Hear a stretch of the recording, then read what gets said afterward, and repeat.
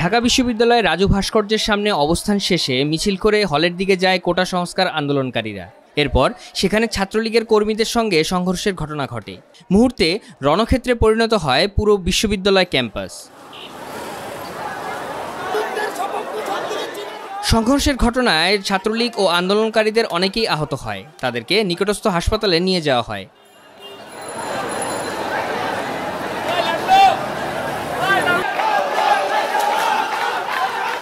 সংঘর্ষের পর এক পর্যায়ে পুরো ঢাকা বিশ্ববিদ্যালয় এলাকা দখলে নেয় ছাত্রলীগ।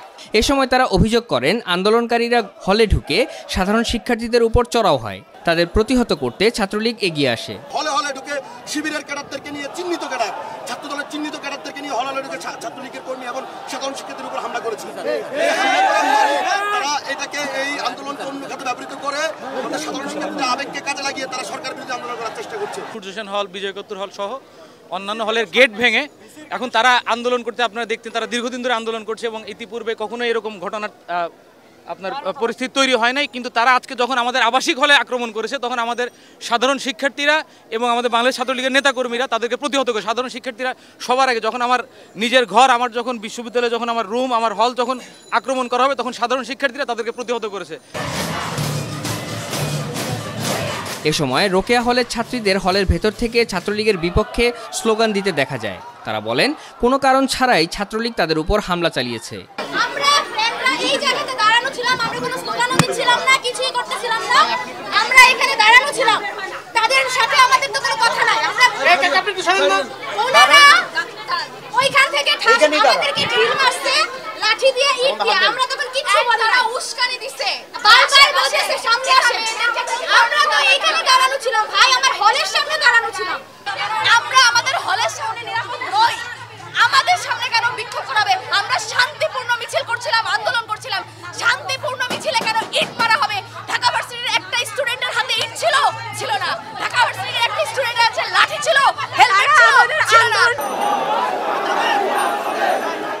যত ভয়ভীতি হামলা করা হোক না কেন আন্দোলন কোনোভাবেই দমানো যাবে না বলে জানান আন্দোলনকারীরা। এই আন্দোলনকে দমন করার উদ্দেশ্যে ছাত্রলীগ এবং বিভিন্ন অছাত্র বহিরাগত এনে সন্ত্রাসীদের এনে এই আন্দোলনে হামলা চালিয়েছে।